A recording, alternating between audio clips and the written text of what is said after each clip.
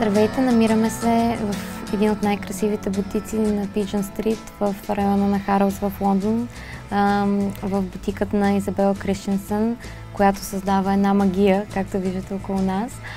И сега ще научим повече за нея. So hello, lovely to see you here and thank you so much for having us here it's my pleasure. for this special interview.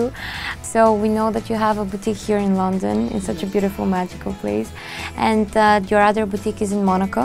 Yes. Why exactly Monaco? You have a history there?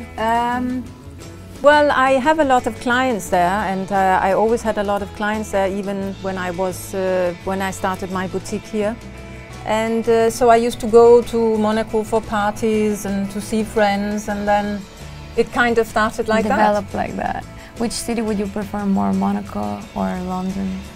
You can't compare them because they're very different places. Because London is such a fashion capital with such a huge variety of fashion, music, art, and Monaco is only 2 kilometers in size, so it's very small, it's very compact in size, and it's extremely beautiful. But it's completely different. For me, when I go to Monaco, I love it because it's where I can create. Like the most creative time is when I walk on the beach. Okay. Or so your inspiration comes from a place like Monaco? A lot from nature. And the thing is that when you arrive in Monaco and you see the sea, and you wake up in the morning and you open your balcony and you see the sea and the mountains, and the mood you are in a good mood. Yeah, you feel happier. I do. It means a lot to me. I understand. Is it easy, you know, to have so many shops like in here, boutiques, I mean, in London and in Monaco? Do you manage with the time?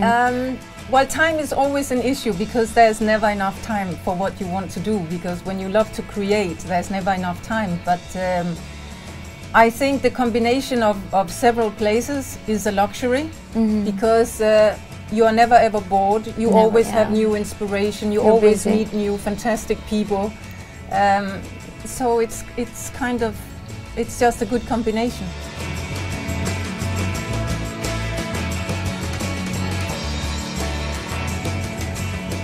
Can you tell us something more about your meeting with, you know, the Princess of Monaco, and how did that friendship start? How is she like? She's absolutely wonderful, and I met her years ago when I did a fashion show in Monaco during the Formula 1. Okay.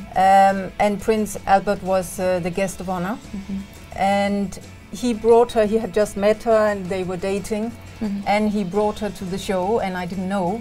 So, and earlier in the day she had gone past the shop, and so when she arrived, she was actually wearing a gown from my collection. Oh wow! So when I saw her, I was like, "Oh, I'm so pleased to meet you. I really like your dress." And so we just started laughing, and it started like that. And then during the years of her being in Monaco preparing, you know, and getting settled in, she asked me then when she was getting married if I would be her maid of honor. Oh, that's wonderful. And of course I was greatly honored, and yeah, that was a very, very special romantic event.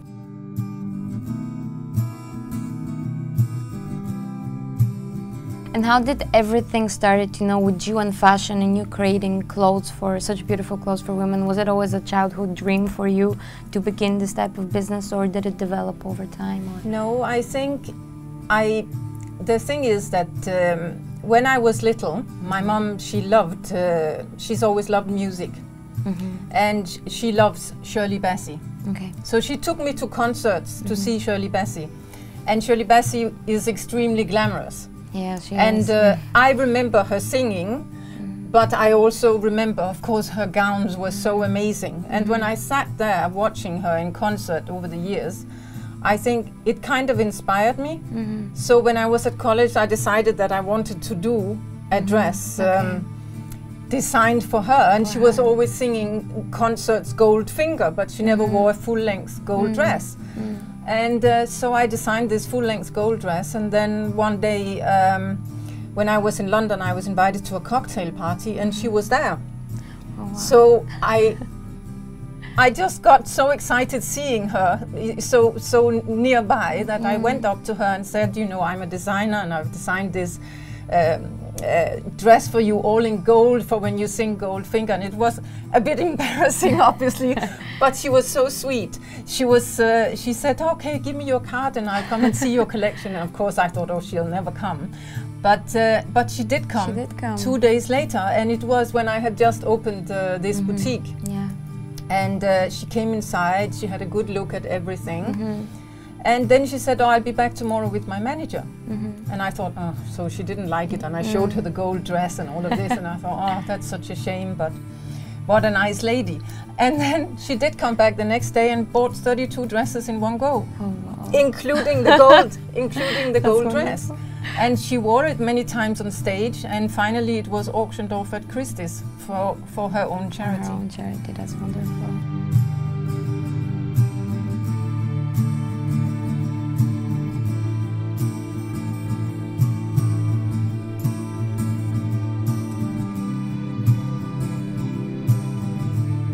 Is it easy, you know, because mainly fashion, it's quite hard business, you know, through when you are young, you know, talent. It's kind of hard, you know, to become so successful as you. Do you have some kind of a secret that you became so? I think the fashion business is very hard, and it's hard because you work many hours that are maybe not so glamorous. And this part nobody really ever talks about, because you always see people, you know, at glamorous parties. Yeah, exactly, and they look amazing. Yeah, at the fashion shows, at the photo shoots. But you know, behind all that there is some extremely hard work and many hours of things that can go wrong as well.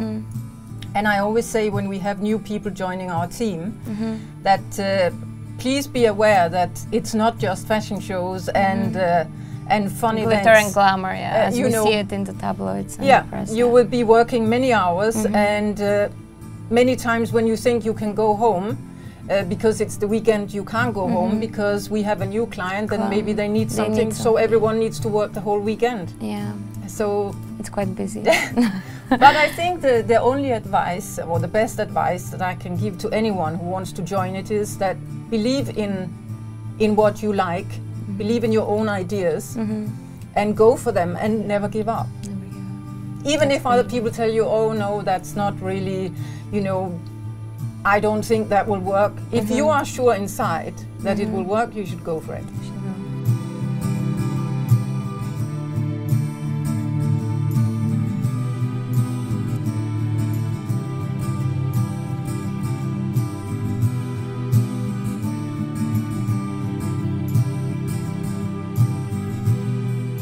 So you're also a mother, as you know. Yes. How many children do you have now? I have 4 children. 4 children. Do you manage your family life with your working life? Is it easy to manage, or? People have asked me this over many years, because now all my children are adults.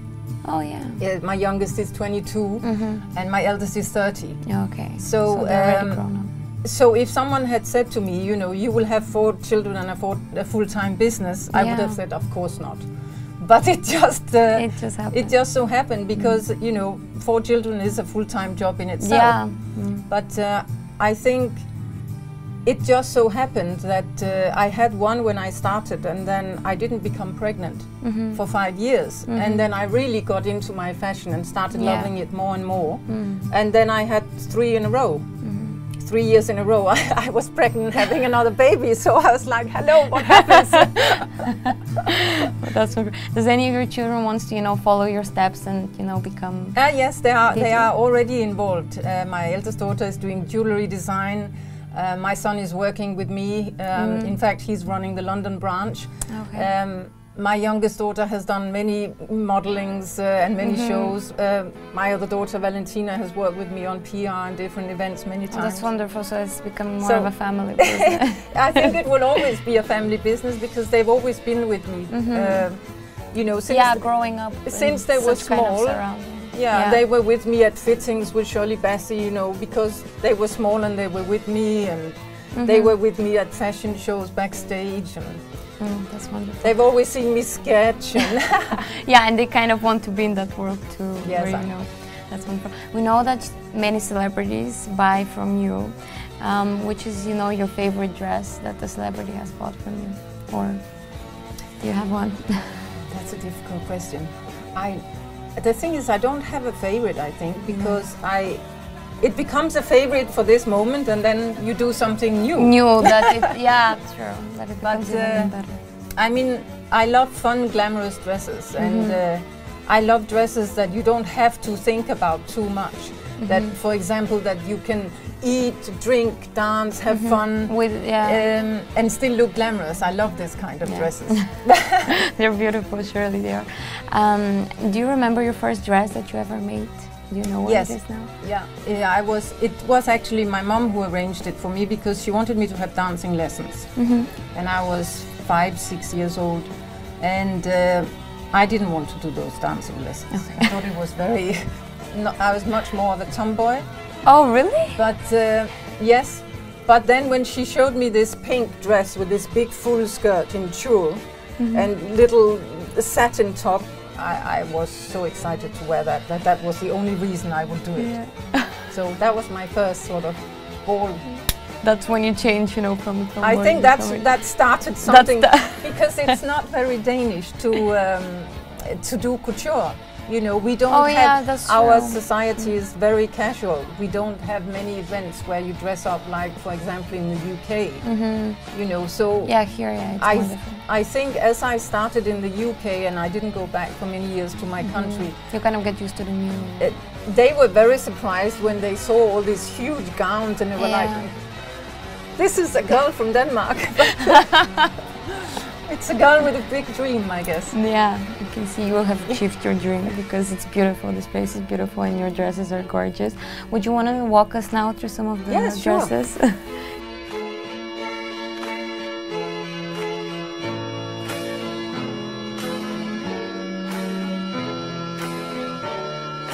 As I know, this is your latest collection, part of it, small part. This is a typical Christensen gown, because I like and love the feminine shape. So I like very much things. I can see there are a lot of feminine shapes. Yes, I love the feminine shape. So this is one of the styles that I always have in my collection, which is almost like a mermaid, a fishtail. The mermaid dress, And this is, of course, in a beautiful silk.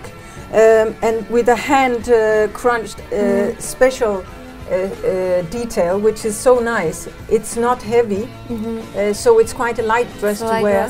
And of course it's all with a little corset inside. So and it's a black dress, it's good for every occasion. It's a classic piece. It's a classic, Once you invest in a classic piece like this, you can have it in your cupboard for 10 years. Exactly, it never goes out of the goes out of fashion. And I designed this little jacket to go with it, because I always think when you arrive at a gala, it's nicer, It's nicer if you have something that goes with your gown. The whole dress, like this piece. This is amazing. And this for as every well. Dress. I do a lot of fake fur, and this is a fake fur mink with Swarovski crystals, and this comes in wonderful colors, and it's actually really warm, as well as looking super glamorous. It is like a Snow White. Absolutely. It's like Snow White. So this is a nice little piece always. And again, for the gold, this is one of the more special pieces. It's like an opera coat. So this is when you're going to a really big event, and this is beautiful on, and a very beautiful fabric, like a silk brocade. Yeah, the fabric is amazing. So it doesn't have any beading or anything, but it has a little metal thread woven into the fabric, which gives this shininess. Yeah, it's very shiny. It's beautiful. Love it. This one is very interesting. It's kind of a... This again is like the mermaid shape. Yeah, just in more summer kind of version. Yes, and this is all beads that we do by hand, because I specialize in all beadwork. In fact, sometimes we do fabrics which we make. You can't buy them. We actually make them with tiny little beads or crystals, like the dress here on the mannequin. This is called the Ferrari because it takes a long time to make, and therefore the price is quite expensive. It's handmade, everything. It's all handmade. It's not a fabric you can buy. I constantly have people coming asking, where can we buy this fabric? But it is actually a lady We have French ladies in our, because we produce a lot of the things in Monaco, in our workrooms there. And this is done by ladies, little French ladies with their frames, and they embroider each stone. So it takes about 4 months to do it, because she can only do so many every day. Everything by hand. But then you get a completely unique piece. It is unique. And when I designed this piece, the first one, I thought this is a perfect dress for Paris Hilton. And after it was finished, they put it in the window, and 1 week later, Paris Hilton actually passed by Beecham Place and saw it, and she was going to some award, and her stylist came the next morning and said she absolutely wants the dress in the window and wants to wear it for the award. So it was so funny that it actually was meant for the person. The first one was won by her, yes. It's amazing.